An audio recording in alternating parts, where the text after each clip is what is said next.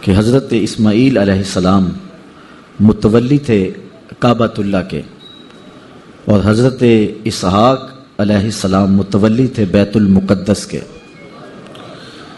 حضرت ابراہیم کا ایک بیٹا کعبہ کا امام ہے اور دوسرا بیٹا بیت المقدس کا امام ہے۔ پھر حضرت اسحاق کے بیٹے حضرت یعقوب وہ بھی نبی، حضرت یعقوب کے فرزند حضرت یوسف علیہ السلام وہ بھی نبی۔ سلسلۃ الذہب ہے، سونے کی کڑیاں ہیں۔ تو نبیوں کو نبی بیٹے عطا کیے گئے۔ اگر حضور علیہ السلام کے فرزند موجود رہتے اور رجل کی عمر کو پہنچتے اور نبی نہ ہوتے تو پھر باقی نبیوں کی اولاد نبی اور حضور کی اولاد نبی نہ ہوتی تو یہ حضور کی شان کے لائق نہ ہوتا۔ اگر نبوت کا اجرا ممکن ہوتا تو حضور کے فرزند زندہ رہتے، لیکن چونکہ حضور کے بعد نبوت باقی نہیں ہے، اس لیے حضور کے تینوں فرزند یکے بعد دیگرے بچپن میں ہی انتقال کر گئے۔ چونکہ حضور کے بعد کوئی نبی نہیں، اس آیت کریمہ کی تشریح میں بخاری کی یہ روایت حضرت عبداللہ ابن ابی اوفا سے مروی آپ کے سامنے رکھی۔ لو قضی ان یکون بعد محمد نبی، اگر حضور کے بعد نبوت کا سلسلہ موجود رہتا تو عاش ابنہ، حضور کے فرزند زندگی پاتے، ولیکن لا نبی بعدہ، لیکن حضور کے بعد کوئی نبی نہیں ہے۔ قرآن مجید نے ایک دوسرے مقام پر ارشاد فرمایا، سورہ المائدہ کی آیت ہے، الیوم اکملت لکم دینکم واتممت علیکم نعمتی ورضیت لکم الاسلام دینا۔ آج ہم نے تمہارا دین مکمل کر دیا اور تمہارے اوپر اپنی نعمت کا اتمام کر دیا، نعمت پوری کر دی، اور تمہارے لیے اسلام کو بطور دین پسند کر لیا۔ حجۃ الوداع کے موقع پر یہ آیت کریمہ نازل ہوتی ہے اور اتمام دین کی خوشخبری سنائی جاتی ہے۔ حضرت علامہ ابن کثیر اس آیت کریمہ کے تحت بڑا خوبصورت تبصرہ کیا ہے، ذرا آپ بھی سنیے اور لطف اٹھائیے۔ ھذہ اکبر نعم اللہ تعالی علی ھذہ الامہ، فرماتے ہیں کہ یہ نعمت اس امت پر اللہ نے انعام کی ہے، یہ سب سے بڑی نعمت ہے، بہت بڑی نعمت ہے جو اللہ نے عطا کی ہے۔ حیث اکمل تعالی لہم دینہم، کہ ان کے دین کو اللہ نے مکمل کر دیا۔ فلا یحتاجون الی دین غیرہ، تو وہ اب کسی اور دین کے محتاج نہیں رہے۔ فلا یحتاجون الی دین غیرہ، اب کسی دین کی انہیں حاجت نہیں رہی۔ ولا نبی غیر نبیہم، اور حضور کے علاوہ اب کسی اور نبی کی حاجت نہیں رہی، صلوات اللہ تعالی وسلامہ۔ ولہذا جعل اللہ خاتم الانبیاء، اس لیے کہ اللہ نے محبوب علیہ السلام کو خاتم الانبیاء بنایا۔ وبعثہ الی الانس والجن، اور جن و انس کی طرف حضور کو مبعوث فرمایا۔ اب اللہ تعالیٰ نے شریعت کا اتمام کر دیا، اور اقبال نے کتنا آفاقی شعر کہا، پس خدا بر ما شریعت ختم کرد، بر رسول ما رسالت ختم کرد۔ اللہ نے ہمارے اوپر شریعت ختم کر دی اور ہمارے رسول پہ رسالت ختم کر دی۔ حضرت سیدنا ابو بکر صدیق رضی اللہ تعالیٰ عنہ کے زمانے میں جب کچھ لوگوں نے زکوٰۃ دینے سے انکار کیا تو حضرت صدیق اکبر رضی اللہ تعالیٰ عنہ فرمانے لگے کہ میں اتنی دیر تک لڑوں گا، اگر وہ ایک رسی بھی زکوٰۃ میں دیا کرتے تھے، جب تک وہ وصول نہیں کر لیتا اتنی دیر تک میں اس سلسلے کے اندر لڑائی کروں گا اور زکوٰۃ وصول کروں گا۔ تو اس موقع پہ آپ نے ایک تاریخ ساز جملہ ارشاد فرمایا۔ حضرت ابو بکر صدیق نے فرمایا، قد انقطع الوحی وتم الدین، وحی منقطع ہو گئی، اب وحی نہیں آئے گی اور دین مکمل ہو گیا۔ اینقص وانا حی، اب کوئی زکوٰۃ اور نماز میں فرق ڈالے اور دین میں نقص ڈالے تو یہ کیسے ہو سکتا ہے کہ وہ نقص ڈالے اور ابو بکر بھی زندہ ہو؟ تو حضرت ابو بکر صدیق رضی اللہ تعالیٰ عنہ نے منکرین زکوٰۃ کے خلاف جو ہے وہ جہاد کیا، اور یہ جملہ ارشاد فرمایا کہ وہی منقطع ہو گئی اور دین کی تکمیل ہو گئی۔ اللہ تعالیٰ جل شانہ نے محبوب علیہ السلام کے ساتھ ہی سلسلہ رسالت کو ختم کر دیا، اور حضور اللہ کے آخری نبی ہیں۔ اس پر امت کا اجماع ہے، کوئی دوسری رائے موجود نہیں ہے۔ حضور علیہ السلام کے کتنے فرامین ہیں جن کی تعداد سینکڑوں میں ہیں، جو ختم نبوت پہ دلیل بنتے ہیں۔ حضرت ابو ہریرہ رضی اللہ تعالی عنہ سے روایت سماعت کیجئے، جس کو امام بخاری نے اور دیگر محدثین نے اپنی اپنی اسناد کے ساتھ روایت کیا ہے، اور یہ حدیث اتنی کثرت کے ساتھ مروی ہے کہ یہ متواتر کے درجے تک پہنچی ہوئی ہے۔ حضرت ابو ہریرہ رضی اللہ تعالی عنہ سے معروف روایت ہے، آپ نے پہلی بار مجھ سے نہیں سنی، متعدد مرتبہ یہ علماء سے سماعت کر چکے ہیں۔ حضور نے ارشاد فرمایا، ان مثلی و مثل الانبیاء من قبلی، کہ میری اور میرے سے قبل جو نبی گزرے ہیں ان کی مثال ایسے ہے کمثل رجل بنا بیتن، جس طرح کسی شخص نے گھر بنایا، فاحسنہ واجملہ، اس کو خوبصورت بنایا اور جمیل و حسین بنایا،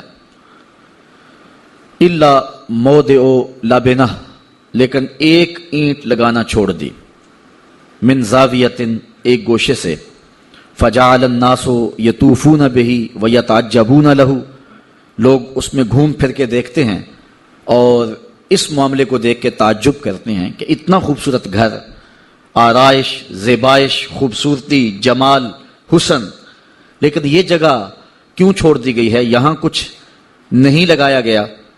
وَيَقُولُونَ، اور وہ کہتے بھی ہیں، ہَلَّا وُضِعَتْ هَذِهِ اللَّبِنَةُ، یہ اینٹ کیوں نہیں لگائی گئی؟ قال، حضور نے ارشاد فرمایا، فَأَنَا اللَّبِنَةُ، میں قصر نبوت کی وہ آخری اینٹ ہوں، وَأَنَا خَاتَمُ النَّبِيِّينَ، اور میں آخری نبی ہوں۔ یہ بخاری شریف کی روایت ہے، یہ لفظ بھی ابن شیبہ میں موجود ہیں۔ حضور نے فرمایا، فَجِئْتُ أَنَا، پس میں آیا، فَأَتْمَمْتُ تِلْكَ اللَّبِنَةَ، اور اس خالی جگہ کو پر کر دیا، تو قصر نبوت مکمل ہو گیا۔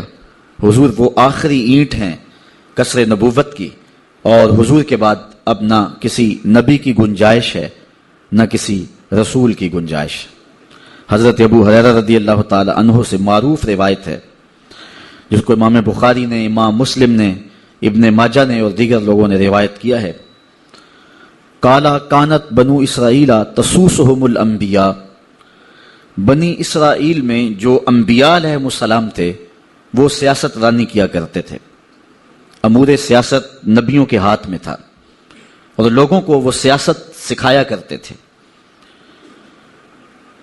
کلما ہلاک نبی خالفہ نبی، اور جب کوئی نبی شہید ہو جاتا یا انتقال کر جاتا تو اس کی جگہ پھر دوسرا نبی آ جاتا۔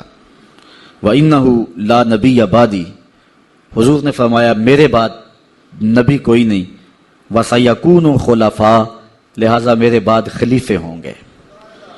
تو حضور نے پچھلے نبیوں کا جو کام تھا اس کو بیان فرمایا کہ بنی اسرائیل کی سیاست رانی وہ کیا کرتے تھے، اور لوگوں کو امور سیاست بھی سکھایا کرتے تھے، اور اگر کوئی نبی اس دنیا سے رخصت ہو جاتا تو اس کی جگہ نیا نبی آتا اور وہ امور سنبھال لیتا۔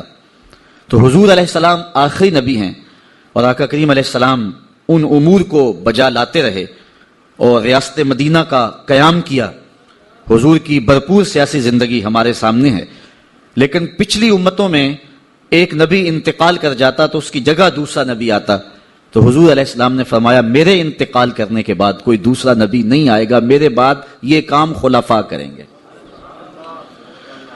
آگے دیکھیے، حضرت انس رضی اللہ تعالی عنہ سے ایک روایت، حضور نے ارشاد فرمایا، ان الرسالۃ والنبوۃ قد انقطعت، رسالت اور نبوت اب ختم ہو گئیں، فلا رسول بعدی ولا نبی بعدی، میرے بعد کوئی رسول بھی نہیں آئے گا، میرے بعد کوئی نبی بھی نہیں آئے گا۔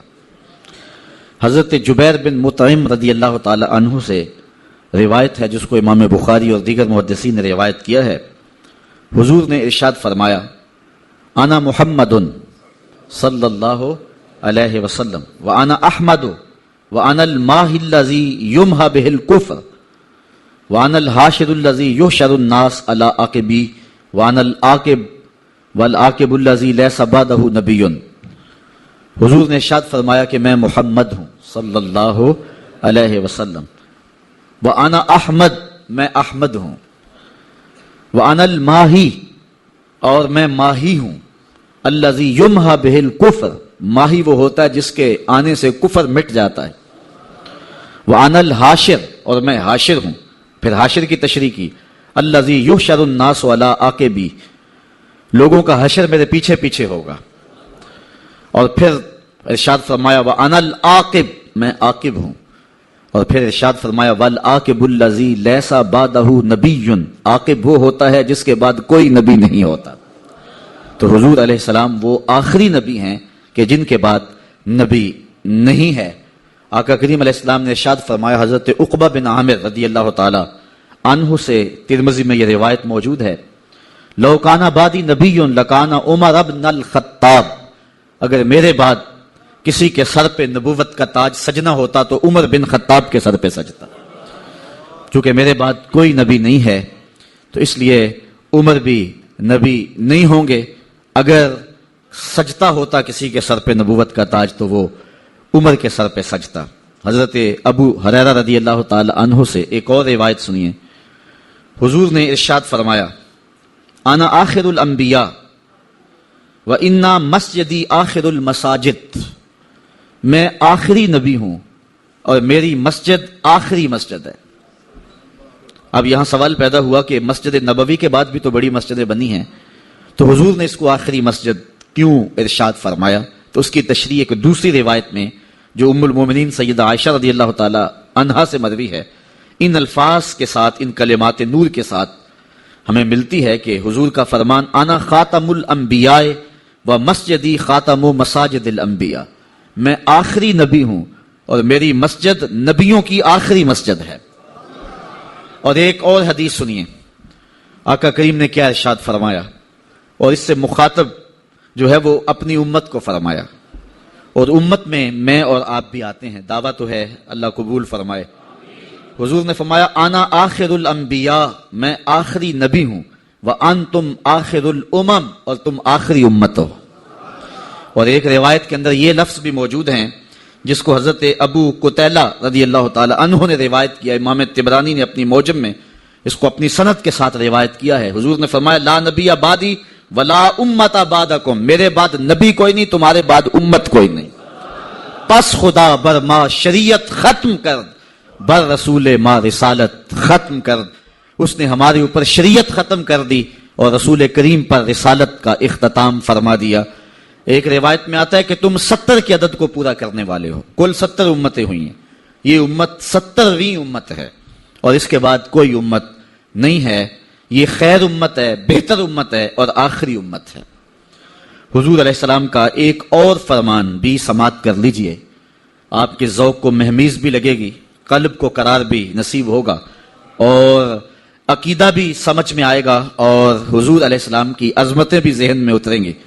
حضور نے ارشاد فرمایا کنتو اول النبیین فی الخلق وآخرہم فی البعث، میں تخلیق میں نبیوں میں سب سے پہلے ہوں اور مبعوث ہونے میں سب سے آخر میں ہوں۔ نگاہ عشق و مستی میں وہی اول وہی آخر، تخلیق میں اول ہوں اور بعثت میں آخر ہوں۔ میاں صاحب فرماتے ہیں اول آخر دو میں پاسے اوہو مال کھلوتا، اول بھی وہ اور آخر بھی وہ، میں تخلیق میں اول ہوں اور بعثت میں آخر ہوں۔ حضور علیہ السلام کا ایک اور فرمان سنیے جس کو متعدد محدثین نے روایت کیا ہے، حضرت ابو ہریرہ رضی اللہ تعالی عنہ سے ہی مروی ہے، قال، حضور نے ارشاد فرمایا لا تقوم الساعۃ، قیامت قائم نہیں ہوگی، حتی یبعث دجالون کذابون قریبا من 30، جتنی دیر تک 30 کے قریب جھوٹے جھگڑالو دجال پیدا نہیں ہوں گے، کلہم یزعم انہ رسول اللہ، ہر کوئی یہ گمان کرے گا کہ میں اللہ کا رسول ہوں. وفی روایت ہی عن ثوبان، اور ترمذی کی ایک روایت میں انہی الفاظ کے ساتھ یہ الفاظ بھی موجود ہیں کہ حضور نے پھر یہ بھی ارشاد فرمایا وَأَنَا خَاتَمُ النَّبِيِّينَ لَا نَبِيَّ بَعْدِي، میں آخری نبی ہوں، میرے بعد کوئی نبی نہیں ہوگا. 30 کے قریب کذاب، جھوٹے اور دجال پیدا ہوں گے. ان میں سے ہر کوئی یہ گمان کرے گا کہ میں اللہ کا رسول ہوں. حضور نے فرمایا کہ جھوٹ بول رہے ہوں گے، میں اللہ کا آخری رسول ہوں اور میرے بعد کوئی رسول نہیں ہوگا. انسان کی عقل اور فہم اور ادراک کو اگر دعوت دی جائے ان احادیث اور آیات کی روشنی کے اندر، تو انسان کا فہم و عقل بھی اس بات کا فیصلہ کرتا ہے کہ حضور کے بعد نبوت ممکن ہی نہیں ہے، اس لیے کہ اتمام دین ہو گیا اور آقا کریم تمام جہانوں کے لیے رحمت بن کر آئے ہیں. اس لیے حضور کے بعد کسی نبی کی، کسی رسول کی، کسی پیغمبر کی ضرورت نہیں ہے. میں ایک سادی سی بات کرنا چاہوں گا اور آپ کی مجھے بھرپور توجہ چاہیے ہوگی. 104 کتابیں اور صحیفے نازل ہوئے، تورات، زبور، انجیل اور قرآن مجید، صحف ابراہیم، صحف موسیٰ، 100 صحیفے اور 4 کتابیں، ٹوٹل 104 تعداد بنتی ہے اللہ کی طرف سے منزل کتابوں اور صحیفوں کی. کسی کتاب کی حفاظت اللہ نے اپنے ذمہ کرم پہ نہیں لی. اگر اللہ نے کسی کتاب کو اپنی حفاظت میں لیا ہوتا تو آج اپنی اصلی صورت میں ہمارے پاس موجود ہوتی، لیکن کسی کتاب کو اللہ نے اپنی حفاظت میں نہیں لیا. لوگوں نے کتابوں میں تحریف کر لی، اپنی طرف سے چیزیں شامل کر دی، بہت ساری آیات کو نکال کے باہر کر دیا. اللہ قادر ہے، چاہتا تو ان کتابوں کی حفاظت کرتا، لیکن اللہ نے ان کتابوں کی حفاظت نہیں فرمائی. قرآن مجید کی حفاظت اپنے ذمہ کرم پہ لی، اس کی کوئی زیر اور زبر بھی نہیں بدل سکتا. اگر قرآن مجید کی ذمہ داری اللہ نے نہ لی ہوتی تو اس وقت امہ جو کمزوری کی پوزیشن میں ہے اور ٹیری جونز سے لے کر کے اوباما تک اسلام کی دشمنی کے اندر سارے لوگ پاگل ہو رہے ہیں، تو قرآن مجید کے اندر ضرور تبدیلی کر لیتے. انہیں جبے، امامے اور دستاروں والے لوگ بھی مل جاتے، ڈالروں کے اندر بکنے والے لوگ بھی انہیں میسر آ جاتے اور کتاب کے اندر تحریف ہو جاتی. لیکن یہ اللہ کی حفاظت اور اس کا انتظام ہے کہ امریکہ اسلام کی دشمنی میں اور یہود و نصارہ اسلام کی دشمنی میں آخری حد تک پہنچ گئے، لیکن کسی مائی کے لال میں جرت نہیں ہے کہ قرآن کی زیر اور زبر کو بھی بدل سکے. یہ قرآن مجید کی صداقت کی دلیل ہے اور اللہ تعالیٰ کی حفاظت کا پہرا ہے اس کتاب پر. کوئی بدل سکتا ہی نہیں ہے، کسی مائی کے لال میں جرت ہی نہیں ہے، کسی کے اندر ہمت ہی نہیں ہے. اللہ تعالیٰ نے اس کتاب کی حفاظت کے بہت سارے ظاہری طریقے بھی جو ہیں وہ اختیار فرمائے ہیں. ایک طریقہ یہ ہے کہ لاکھوں سینوں میں اس کتاب کو محفوظ کیا ہے. یہ جس دور سے ہم گزر رہے ہیں، یہ دور اسلام کے عروج کا دور نہیں ہے، یہ مسلمانوں کے زوال کا دور ہے. لاشیں کٹ کٹ کے گر رہی ہیں. کابل، کندھار، قلعہ جنگی، دشت لیلا، افغانستان، عراق، برما، کشمیر، فلسطین، شام، پوری دنیا کو دیکھ لیں. امت مسلمہ جس پستی اور ذبح حالی میں ہے، اور اس کے ذمہ دار ہم خود ہیں. ایک دوسرے کو ہم خود توڑ رہے ہیں. 2 اسلامی ملک ہیں جو پوری امت کو مصیبت میں مبتلا جنہوں نے کر رکھا ہے. کاش کہ ان 2 اسلامی ملکوں کی حکومتیں امت کی جان چھوڑ دیں. یہ فرقہ واریت کی جو جلتی ہوئی آگ ہے، اس کے پیچھے آپ کو یہ 2 ملک ہی ملیں گے. اور جگہ جگہ شر اور فساد جو مچا ہوا ہے، تو یہ 2 ممالک ہیں جو پوری دنیا کے اوپر فساد اور فرقہ وارانہ آگ کو ایندھن فراہم کرتے ہیں. اب آپ نے یہ ملاحظہ کیا، کیری جان نے جو کہا کہ 2 ملکوں نے ہمیں کہا ہے کہ ہم آپ کو شام کے خلاف جتنا پیسہ چاہیے ہم فراہم کریں گے، اور دوسری جانب ایک دوسرا ملک ہے جو اس کے مخالف دھڑے کو ہر طرح کی دولت پیش کرنے کے لیے تیار ہے. اب غیروں کا شکوہ کیا کریں، ہم تو اپنوں کے ہاتھوں سے ستائے ہوئے ہیں. اقبال نے کہا تھا، آج یاد آ رہا ہے اقبال کا یہ شعر، گلا جفائے وفا نما جو حرم کو اہل حرم سے ہے، کسی بت کدے میں بیاں کروں تو صنم بھی کہہ دیں ہری ہری۔ آج جو کچھ کر رہی ہیں مقدس ملکوں کے کار پرداز اور جس طرح امت مسلمہ کو توڑا جا رہا ہے، یہ دردناک کہانی ہے۔ اللہ ہدایت دے یا صالح حکومت نصیب فرمائے جو امت کی وحدت کی ضمانت بن جائیں اور امت کو ایک پلیٹ فارم پہ جمع کر دیں۔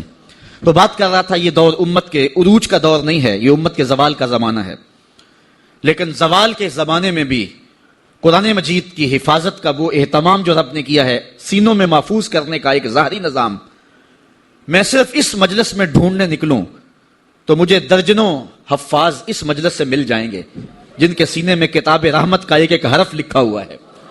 تو یار جب امت کے زوال کے زمانے میں قرآن مجید کی حفاظت کے لیے اتنے سینے ایک ایک مجلس میں موجود ہیں اور لاکھوں حفاظ پوری کائنات پہ آج بھی موجود ہیں، تو جب امت کے عروج کا زمانہ ہوگا تو پھر عالم کیا ہوگا، پھر کیفیت کیا ہوگی۔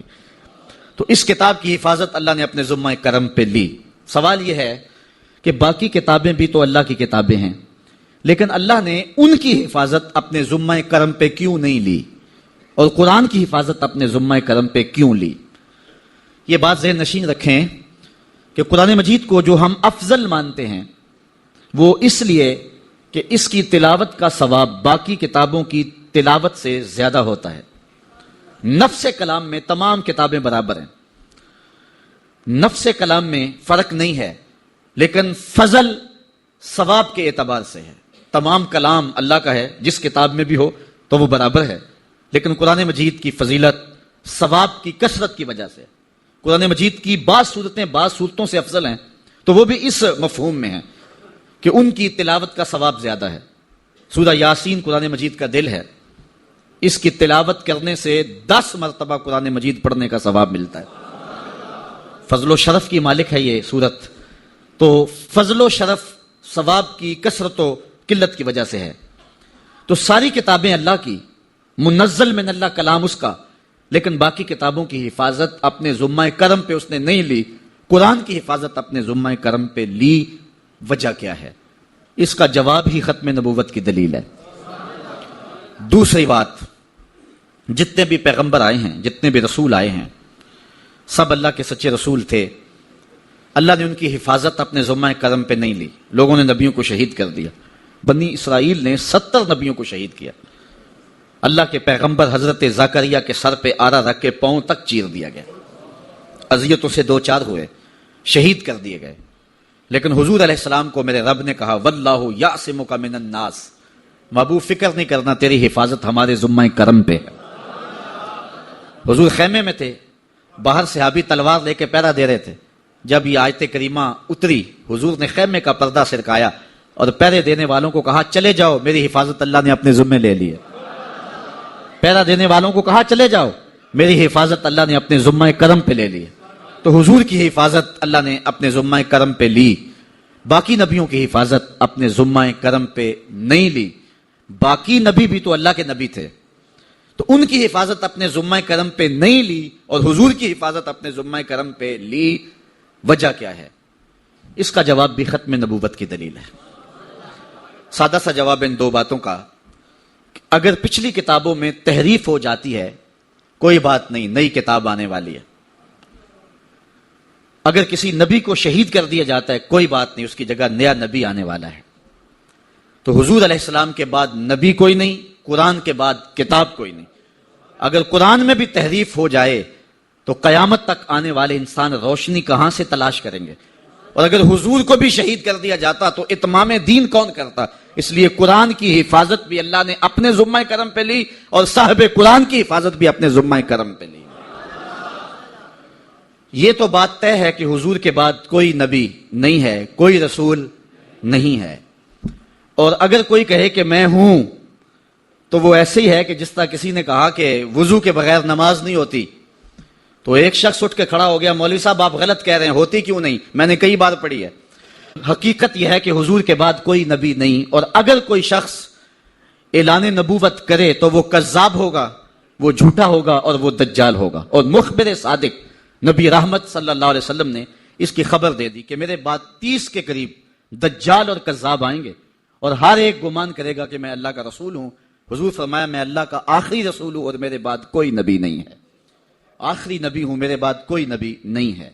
حضور علیہ السلام کی حیات طیبہ کے اندر ہی مسیلمہ کذاب، اسود انسی اور سجا نامی بنو تمیم کی ایک خاتون تھی جس نے نبوت کا اعلان کر دیا۔ اسود انسی کو تو حضور علیہ السلام کے زمانے میں ہی قتل کر دیا گیا، اور مسیلمہ کذاب کو دور صدیقی میں حضرت خالد بن ولید رضی اللہ تعالی عنہ کی قیادت میں حضرت صدیق اکبر نے 10,000 صحابہ کو بھیجا کہ اس ظالم کا سر کاٹ کے آؤ، اور پھر مسلمانوں نے یمامہ کے مقام پہ جنگ یمامہ لڑی۔ 10,000 صحابہ جس میں حافظ تھے، قاری تھے، مفتی تھے، عزت والے صحابہ ختم نبوت کا پہرا دینے کے لیے نکلے، اور ناموس رسالت اور ختم نبوت کے لیے یہ پہلی جنگ تھی جو باقاعدہ ہوئی۔ اور یہ بھی آپ کو بتاؤں کہ حضور کی حیات طیبہ میں کل 27 جنگیں لڑی گئیں۔ 27 جنگوں کے اندر اتنے مسلمان شہید نہیں ہوئے جتنے صرف جنگ یمامہ میں شہید ہوئے۔ 1200 مسلمان شہید ہو گئے، جن میں قاری بھی تھے، مفتی بھی تھے، عالم بھی تھے، حافظ قرآن بھی تھے۔ 1200 صحابہ نے ختم نبوت کے لیے اپنی جان کے نذرانے پیش کیے۔ اچھا، انہوں نے یہ کیا کہ مسلمان اللہ اکبر کا نعرہ لگاتے تو وہ بھی آگے سے اللہ اکبر کا نعرہ لگاتے۔ البدایہ والنہایہ کے اندر ہے کہ حضرت خالد بن ولید نے حضرت صدیق اکبر کو کہا کہ اب کیا کریں، دوست اور دشمن کی پہچان ہی نہیں ہوتی، وہ بھی اللہ اکبر کا نعرہ لگائیں، ہم بھی اللہ اکبر کا نعرہ لگائیں، کیسے پتہ چلے دشمن کون ہے اور دوست کون ہے؟ تو حضرت صدیق اکبر نے جو پیغام بھیجا حضرت خالد بن ولید کو وہ سنیے، اور اگر ذوق آئے تو نعرہ محبت سے لگانا۔ حضرت صدیق اکبر نے حضرت خالد بن ولید کو لکھا کہ وہ جب اللہ اکبر کا نعرہ لگائیں تم یا محمد کے نعرے لگاؤ۔ وَقَانَا شِعَارُ الْمُسْلِمِينَ يَوْمَئِذٍ يَا مُحَمَّدَا ہو، اس دن مسلمانوں کی پہچان ہی رسالت کا نعرہ تھا۔ نعرہ تکبیر، نعرہ رسالت، یہ نعرہ پہچان بن گیا مسلمانوں کی۔ اچھا، پھر جنگ جب جوبن پہ آئی نا تو ایک تلوار لگی ایک صحابی کی پنڈلی پہ، تو پاؤں کٹ کے گر گیا، پنڈلی کا گودا بہ گیا اور خون بہ رہا ہے۔ وہ صحابی گھبرایا نہیں ہے، ختم نبوت کا جان نثار تھا، اس نے کٹا ہوا پاؤں اٹھایا اور اٹھا کے ہی کافر کے منہ پہ مارا۔ اتنی دہشت پیدا ہوئی کہ وہ موقع پہ ہی ڈھیر ہو گیا۔ یہ ختم نبوت کے جان نثاروں کی کرشمہ سازیاں تھیں۔ طلحہ بن خویلد نے نبوت کا دعویٰ کیا، بعد میں تائب ہوا۔ اس طرح حارث نامی ایک شخص تھا جس نے نبوت کا عبد الملک کے زمانے کے اندر دعویٰ کیا اور قتل کر دیا گیا۔ مختار ثقفی نے نبوت کا دعویٰ کیا اور قتل کر دیا گیا۔ بہت سارے لوگ مختلف زمانوں کے اندر نبوت کے دعوے کرتے رہے اور اپنے انجام بد کو پہنچتے رہے، اور ان کو ان کے ماننے والے متبعین نہ مل سکے۔ لیکن 2 شخص ایسے ہیں جنہوں نے نبوت کا دعویٰ بھی کیا اور کچھ بے وقوف ان کے پیچھے لگ بھی گئے۔ ایک ایران کا بہاءاللہ ہے اور ایک پنجاب کا مسیلمہ مرزا قادیانی ہے۔ ان دونوں کے پیچھے کچھ بے وقوف اور احمق ان کے پیچھے لگ گئے اور ان کی جھوٹی نبوت کو پانی دینے لگے اور ان کے نام کے نعرے لگانے لگے۔ بہاءاللہ کے ماننے والے بہائی موجود ہیں بر صغیر پاک و ہند میں، پاکستان میں بھی اور دیگر ممالک میں بھی۔ اور سب سے بڑا فتنہ جو پیدا ہوا وہ قادیان کا دجال مرزا قادیانی۔ پہلے تو اس نے یہ کہا کہ حضور علیہ السلام کے بعد نبوت کا اجرا ممکن نہیں ہے، اور اپنی ایک کتاب حمامۃ البشرا کے اندر اس نے کہا رب رحیم شان والے نے ہمارے نبی کا نام خاتم الانبیاء بغیر کسی استثناء کے رکھا ہے، اور ہمارے نبی نے لا نبی بعدی کے بیان سے اس کی تشریح کر دی ہے جو طالب علموں کے لیے بالکل واضح ہے۔ یہ اس نے اپنی کتاب حمامۃ البشرا کے اندر لکھا۔ اس وقت تک اس کا پروگرام نہیں تھا کہ میں نے نبوت کا دعویٰ کرنا ہے۔ بعد میں آپ کی سیالکوٹ کی کچہری میں ہی وہ ملازم تھا، اور میں اگر تاریخ کے ابواب کھولوں تو بات لمبی ہو جائے گی۔ کچھ لوگوں کا انٹرویو ہوا، وہ کامیاب ٹھہرا، اور پھر اس نے پہلے راستہ ہموار کرنا شروع کیا، اور پھر ایک دن اس نے کہہ دیا کہ بعثنی اللہ علی راس المئۃ لاجدد الدین، اللہ نے مجھے صدی کے سر پہ مبعوث کیا ہے کہ میں دین کی تجدید کروں۔ مجدد بن بیٹھا۔ پھر کچھ وقت گزرا، اس نے کہا وَأَنَا الْمَسِيحُ الْمَوْعُودُ وَالْمَهْدِيُ الْمَوْعُودُ، میں مسیح موعود ہوں اور مہدی موعود ہوں۔ یہ حقیقت الوحی کے اندر اس نے لکھا، روحانی خزائن کے اندر موجود ہے۔ پھر ایک دن بدبخت نے کہا کہ منم مسیح زماں و منم کلیم خدا، منم محمد و احمد کے مجتبی باشد، استغفر اللہ لعنت اللہ علی الکاذبین۔ اس نے کہا میں ہی مسیح زماں ہوں، میں ہی کلیم خدا ہوں، اور معاذ اللہ استغفر اللہ میں ہی محمد ہوں، میں ہی احمد ہوں کہ جو مجتبی تھے۔ اور پھر بدبخت آگے بڑھا اور اس نے انبیاء کی توہین کی، ذات باری کی توحید کی، اور کہا بایعنی ربی، میرے رب نے میری بیعت کی ہے، معاذ اللہ استغفر اللہ۔ یہ روحانی خزائن کے صفحہ نمبر 227 پہ اس نے لکھا، اور پھر کہنے لگا میرے رب نے مجھے وحی کی ہے، انت منی بے منزلت اولادی، آپ میرے لیے میری اولاد کی جگہ ہیں، استغفر اللہ علی ذالک۔ پھر اس نے کہا ابن مریم کے ذکر کو چھوڑو، اس سے بہتر غلام احمد ہے، استغفر اللہ۔ پھر اس نے لفظ گھڑنے شروع کر دیے اور اللہ کی وحی اس کو قرار دینا شروع کر دیا، کہا کہ مجھے وحی آئی ہے انا انزلناہ قریبا من قادیان، ہم نے آپ کو قادیان کے قریب نازل کیا ہے۔ اور بلکہ وہ اپنی ایک کتاب نزول مسیح میں لکھتا ہے بعض الہامات ایسی زبانوں میں ہوتے ہیں جن سے کبھی مجھے واقفیت ہی نہیں ہے، مثلا سنسکرت میں، عبرانی زبان میں آج تک ایسا نہیں ہوا کہ کسی نبی کو اس زبان میں وحی کی جائے کہ جو زبان وہ جانتا نہ ہو، لیکن یہ پہلا بدبخت شخص ہے جس نے یہ بات کہی اور نبوت کا دعویٰ کیا کہ مجھے ان زبانوں کے اندر وحی کی جاتی ہے جن زبانوں کو میں بھی نہیں سمجھتا ہوں۔ اب اس سے اس شخص کی حماقت اور اس کی بے وقوفی کا آپ اندازہ کر سکتے ہیں۔ میرے پاس اتنا وقت نہیں ہے کہ اس کے حفوات اور اس کی بکواسات کو آپ کے سامنے رکھوں، لیکن جو اس نے وحی کے نام سے لوگوں تک پہنچایا وہ گالیاں تھیں، وہ لغویات تھے، وہ الوہیت کی توہین پر مشتمل باتیں تھیں، انبیاء کی توہین تھی، صحابہ اور اہل بیت کی توہین تھی، اور تضادات پر مشتمل باتیں تھیں۔ اور کیوں نہ ہو کہ یہ شخص ازلی بدبخت تھا، اور پھر اس نے یہاں تک کہا کہ جو میری بات کو نہیں مانتے اور مجھے تسلیم نہیں کرتے وہ جنگلوں کے سور اور کنجریوں کی اولاد ہیں، استغفر اللہ علی ذالک۔ اور مسلمانوں کو اپنی حمایت اور اپنی اطاعت کے لیے اس نے ابھارا۔ جو زر پرست لوگ تھے وہ اس کے پیچھے لگ گئے، چونکہ جن کے مفادات اور مرزا قادیانی کے مفادات سانجے تھے تو انہوں نے اس کے پیچھے لگنا ہی تھا، چونکہ مرزا قادیانی جو ہے یہ انگریز کا لگایا ہوا پودا ہے۔ خود وہ لکھتا ہے ستارہ کیسریہ اور گورنمنٹ انگریزی اور جہاد کے نام سے اس نے کتابیں انگریز حکومت کی حمایت میں لکھی، اور تریاق القلوب نامی ایک کتاب میں لکھتا ہے کہ میری زندگی کا بیشتر حصہ سلطنت انگریزی کی تائید و حمایت میں گزرا۔ میں نے ممانعت جہاد اور انگریزی اطاعت کے بارے میں اتنی کتابیں لکھی کہ اگر ان رسائل، ان جرائد اور ان اشتہارات کو جمع کیا جائے تو 50 الماریاں ان سے بھر سکتی ہیں۔ اس کا والد میر غلام مرتضیٰ، اس کے بارے میں مرزا قادیانی نے خود لکھا ہے کہ 1857 کی جنگ آزادی تھی، اس جنگ آزادی کے اندر انگریزوں کا حامی تھا، اور 50 گھوڑے اور سوار انگریزوں کی حمایت میں اس نے دیے تھے، جبکہ اہل علم اور مسلمان ان کو اس جنگ کے اندر کاٹا گیا تھا اور ان کو شہید کیا گیا تھا۔ اس کے صلے کے اندر انگریز کے گورنر کے دربار کے اندر میر مرتضیٰ کو کرسی ملا کرتی تھی جو اس کے اعزاز میں دی جاتی۔ مرزا قادیانی خود کہتا ہے اسلام کے 2 حصے ہیں، ایک اللہ کی اطاعت اور دوسری سلطنت کی اطاعت۔ اور پھر تریاق قلوب کے اندر آگے جا کے لکھتا ہے کہ سلطنت کی اطاعت جس نے ہمیں اپنے سایہ میں پناہ دی، اور کہتا ہے یہ امن جو اس سلطنت کے زیر سایہ ہمیں حاصل ہے، نہ یہ امن مکہ میں مل سکتا ہے نہ مدینہ میں مل سکتا ہے۔ ظاہر ہے مکہ کے اندر کافر کو امن نہیں ملتا، مکہ کے اندر مصطفیٰ کے غلاموں کو ہی امن ملتا ہے۔ پھر اس نے جب انگریز کے چھوٹے کارندے جن سب کو پتہ بھی نہیں تھا کہ یہ ہمارا ہی لگایا ہوا پودا ہے تو کبھی کسی معاملے کے اندر حمایت نہیں کی، تو یہ چیخا اور اپنے آقا کو ایک درخواست لکھی۔ وہ درخواست بہت لمبی ہے، میں اس کے ایک آدھے اقتباس پر اکتفا کروں گا۔ التماس ہے، اس کے بعد بہت ساری باتیں اس نے لکھی، اور ایک بات لکھی کہ وہ قدیم سے سرکار انگریزی کے پکے خیر خواہ اور خدمت گزار ہیں، اس خود کاشتہ پودے کی نسبت نہایت حزم و احتیاط اور تحقیق و توجہ سے کام لے اور ماتحتوں کو ارشاد فرمائے کہ مجھے اور میری جماعت کو ایک خاص عنایت اور مہربانی کی نظر سے دیکھیں۔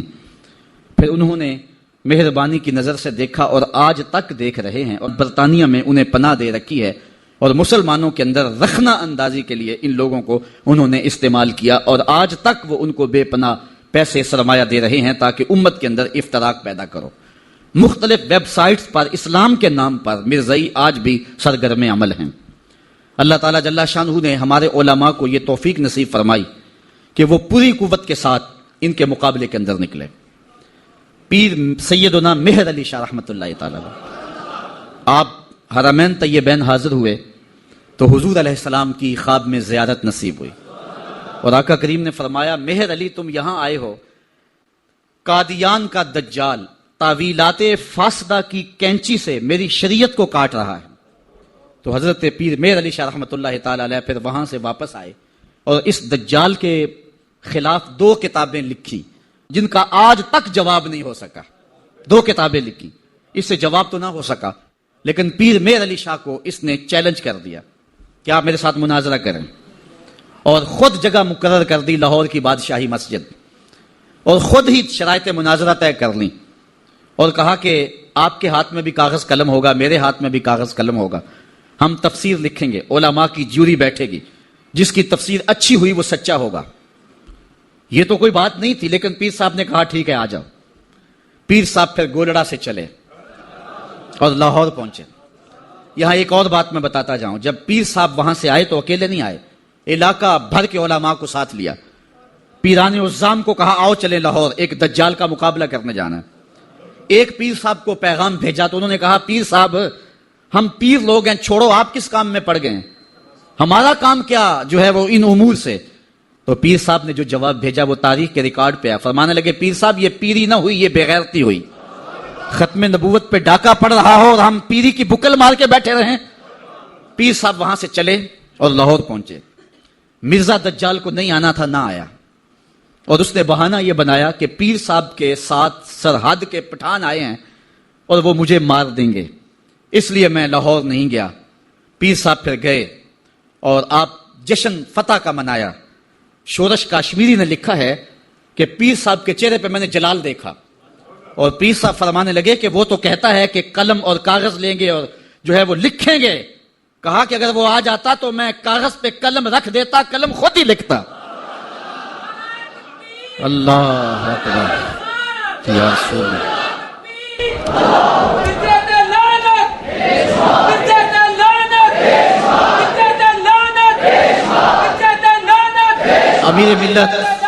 امیر ملت پیر سید جماعت علی شاہ رحمۃ اللہ تعالی علیہ، آپ نے فرمایا ان قریب ذلیل ہو کے مرے گا۔ پھر جہاں مرا آپ کو پتا ہے، گندگی میں لتھڑا ہوا تھا، تڑپتا ہوا مرا۔ اعلی حضرت شیر ربانی میاں شیر محمد شرک پوری فرماتے ہیں میں نے دیکھا ہے، چونکہ صاحب کش بزرگ تھے، کہ قبر میں بھی بھولے کتے کی طرح بھونک رہا ہے اور اس کے منہ سے جھاگ نکل رہی ہے، ذلیل و رسوا ہے قبر میں بھی، جب تک رہا ذلیل و رسوا رہا۔ اللہ تعالیٰ جل شانہ جو علماء کو طاقت دی، انہوں نے ناطقہ بند کر کے رکھ دیا۔ پھر جب پاکستان بنا تو سب سے زیادہ جن لوگوں نے مخالفت کی پاکستان کی وہ مرزائی تھے، پاکستان کے حق میں انہوں نے ووٹ نہیں دیا۔ آج بھی جو ربوے میں دفن ہوتے ہیں وہ امانتاً دفن ہوتے ہیں، ان کا عقیدہ ہے کہ پاکستان ٹوٹ جائے گا اور ہمیں اٹھا کر کے جو ہے وہ قادیان میں دفن کیا جائے گا، یہ وصیت کر کے وہاں دفن ہوتے ہیں۔ پہلا وزیر خارجہ بدقسمتی سے مرزائی بن گیا، پھر اس نے ایک بیان دیا تو 53 کی تحریک چلی، لاہور کی سڑکوں پر 10,000 جان نثاروں نے اپنی جانیں قربان کی ختم نبوت کے لیے۔ وہ لمحے ہم نہیں بھول سکتے ہیں، تاریخ سے آج بھی حرارت نکل رہی ہے کہ ایک خاتون اپنے بیٹے کو بیانے کے لیے لے جا رہی تھی، ارمانوں سے اس بیوہ نے اپنا بیٹا پالا تھا، آج سیرے لگا کر کے اس کی بارات لے جا رہی تھی کہ جب مال روڈ پہ پہنچی تو تڑ تڑ گولیوں کی آواز آنے لگی، روک کے پوچھا کیا ماجرا ہے، کہا ختم نبوت پہ لوگ جانے وار رہے ہیں۔ اس نے بارات سے معذرت کی، بیٹے کے سر سے سیرا اتارا اور کہا بیٹے میں دودھ معاف نہیں کروں گی اگر حضور کے نام پہ جان نہیں وار دے گا، تجھے میں شہادت کا دولہا بنانا چاہتی ہوں۔ اچھا جب وہ زخموں سے چور ہو کے گرا، دور ماں کھڑی منظر دیکھ رہی تھی، اس نے ماں کو پکار کے کہا امی بھاگ کے آ، دیکھ کے میری پشت پہ کوئی گولی تو نہیں لگی، تیرے پتر نے ساری گولیاں سینے پہ کھائی ہیں۔ اور وہ گھڑیاں بھی ہم نہیں بھول سکتے جب نواب آف کالا باغ اس تحریک کو دبانے کے لیے کوشش کر رہا تھا، وقت کا گورنر وزیر خان کی تاریخی مسجد میں علامہ نیازی للکار رہے تھے، او نواب آف کالا باغ، تیری لمبی لمبی مونچھوں سے بغاوت ہو سکتی ہے، محمد عربی کی کالی کالی زلفوں سے بغاوت نہیں ہو سکتی ہے۔ پھر ایک ڈی ایس پی کے قتل پر علامہ نیازی ماخوذ ہوئے، جیل میں چلے گئے، سزائے موت ہو گئی۔ پیرزادہ اقبال احمد فاروقی نے لکھا ہے کہ ہم نوعمر تھے، علامہ نیازی سے ملنے گئے، تو جس شخص کو سزائے موت ہوئی ہے اور حضور کے نام پہ ہوئی ہے، جب اچانک اس کے چہرے کو دیکھا تو ہمارے اوپر ایک وحشت طاری ہوگی، دہشت طاری ہوگی، ہم رونے لگے۔ نیازی صاحب نے جو قمیض پہنی تھی وہ جیلیوں والا لباس، چونکہ قادآور تھے تو پیٹ ننگا ہو رہا تھا، تو نیازی صاحب ہمارے قریب آئے تو ہمارے سر پہ شفقت کا ہاتھ رکھا اور ہمیں تسلی دینے لگے۔ اللہ ہوتا یہ ہے کہ جب کوئی جیل میں پہنچ جائے اور اسے سزا موت ہو جائے تو اس کا خون گھٹ جاتا ہے، لیکن تاریخ کا ریکارڈ ہے کہ علامہ نیازی کا خون بڑھ گیا تھا۔ جس دھج سے کوئی مقتل میں گیا وہ شان سلامت رہتی ہے، اس جان کی کچھ پرواہ ہی نہیں، یہ جان تو آنی جانی ہے۔ تو جب کہتے ہیں ہم لرز گئے تو نیازی صاحب نے ہمارے سر پہ ہاتھ رکھ کے مسکرا کے کہا، او بیٹو، ان کا لباس مجھے پورا نہیں آتا، پھانسی کا پھندا کیسے پورا آئے گا؟ اور پھر زمانے نے دیکھا کہ باعزت اور باوقار علامہ نیازی جو ہیں وہ باہر تشریف لائے، سلسلہ چلتا رہا۔ جب بھٹو کا دور آیا 74 کے اندر، نشتر کالج کے کچھ طلبہ مری جا رہے تھے، ربوے سے گزرے تو مرزائی گنڈوں نے ان کو جو ہے وہ سب و شتم کیا اور غوب و زود کیا، ان کو مارا زخمی کر دیا۔ تو تحریک پھر دوسری بار جو ہے وہ مرزائیت کے خلاف اٹھ کھڑی ہوئی، جو کراچی سے خیبر تک پورے بانکپن کے ساتھ چلی۔ اللہ تعالیٰ رحمت نازل کرے علامہ نورانی کی قبر پہ، انہوں نے علماء کے دستخط کے ساتھ جو ہے وہ اسمبلی کے اندر درخواست جمع کروائی، مرزائیوں کو اقلیت قرار دینے کے لیے قرارداد پیش کی، اور پھر کیا ہوا، 3 مہینے کی مسلسل محنت۔ علامہ سارا دن اسمبلی کی کاروائی میں رہتے اور راتوں کو دور دراز علاقوں کا سفر کرتے اور جلسے کرتے اور ختم نبوت پر جو ہے وہ لوگوں کو ابھارتے، اور پھر مرزائیوں کو بھی بلایا گیا، صفائی کا موقع دیا گیا۔ پھر ایک وقت آ گیا کہ حکومت مجبور ہو گئی۔ مسٹر بھٹو علامہ نورانی سے کہنے لگے، نورانی صاحب یہ تو مدارس کے دارالفتاء کا مسئلہ ہے جو آپ اسمبلی میں لے آئے، یہ تو علماء کا کام ہے کہ کون کافر ہے اور کون مومن ہے، تو آپ اس کو اسمبلی کے فلور پہ لے آئے ہیں تو اس کو مدارس میں حل کرنا چاہیے تھا۔ تو حضرت علامہ نورانی نے جو جواب دیا وہ بڑا خوبصورت تھا۔ فرمانے لگے، بھٹو صاحب مجھے ایک بات بتا دیں، آپ منتخب وزیر اعظم ہیں، اگر آپ کے مقابلے میں کوئی کرسی بچھا کے بیٹھ جائے تو آپ اس کے بارے میں کیا رائے رکھتے ہیں؟ تو بھٹو کہنے لگا، یا وہ باغی ہے یا وہ پاگل ہے۔ تو کہا، بھٹو صاحب وزارت کی کرسی چھوٹی ہے، ختم نبوت کی کرسی بڑی ہے، اب جو کہتا ہے میں نبی ہوں ماننا پڑے گا، یا پاگل ہے یا باغی ہے۔ پھر وہ وقت آیا، 7 ستمبر کی شام تھی کہ اسمبلی کے فلور پر جدھر دیکھتے تھے نعرہ رسالت اور نعرہ توحید اور ختم نبوت زندہ باد کے نعرے ہی گونج رہے تھے۔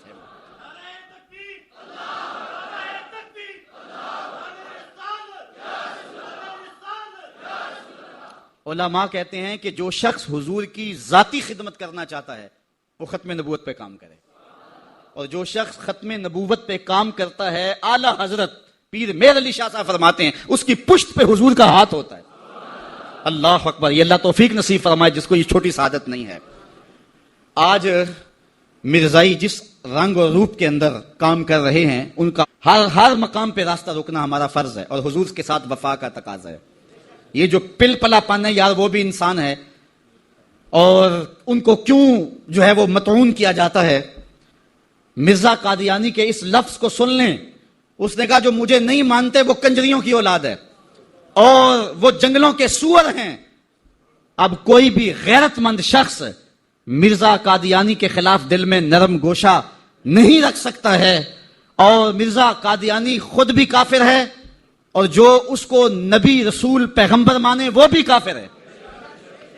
جب مرزائیوں کو کافر قرار دیا گیا تو جو لاہوری مرزائی تھے انہوں نے کہا جی ہم تو اس کو نبی نہیں مانتے۔ مرزا صدر الدین وہ بھی اسمبلی میں آیا، اس نے کہا ہم تو اس کو ملہم مانتے ہیں، اس کو مجدد مانتے ہیں، اس کو ہم روحانی پیشوا مانتے ہیں، نبی نہیں مانتے، اس لیے ہم مومن رہنے چاہیے، ہم کافر نہیں ہونے چاہیے۔ تو مسلمانوں نے کہا تم تو اسے ملہم، اسے مقتدا اور امام اور مرشد مانتے ہو، جو شخص کو مسلمان مانے وہ بھی کافر ہے، کیونکہ اس نے دعوی نبوت کیا ہے۔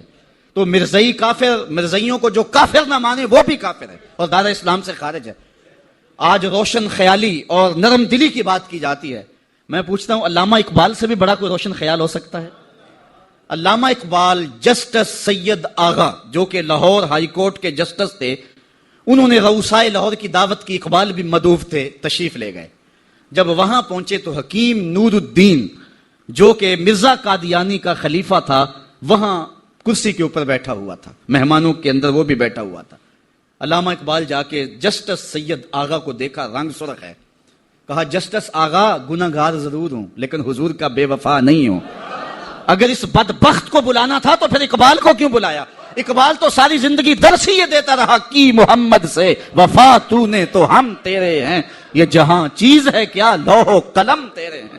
تو کہا یہ کیسے ہو سکتا ہے کہ میں حضور سے بے وفائی کروں؟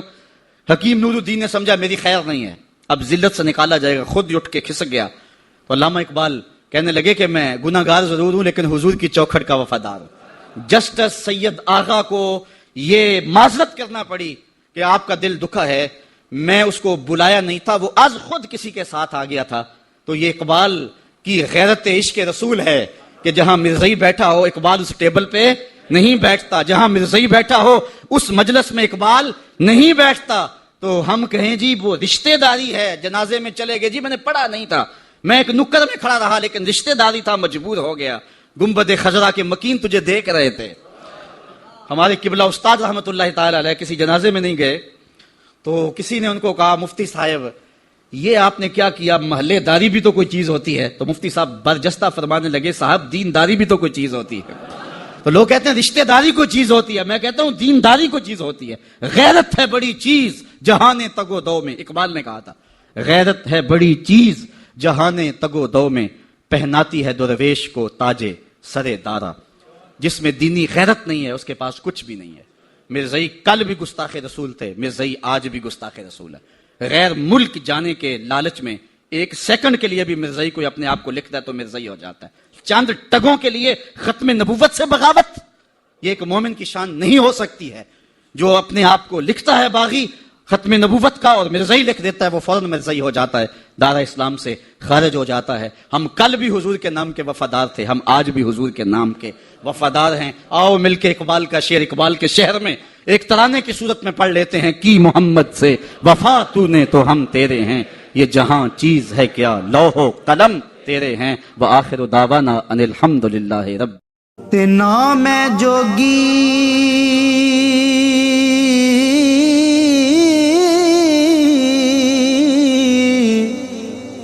نام ہے جنگم،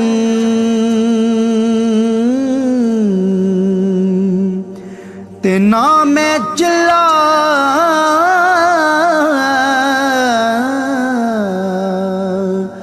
کمایا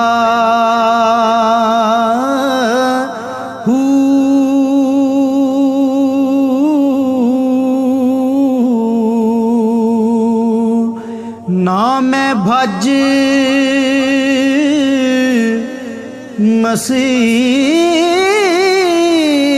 مسیتی وڑیا نا تسبیح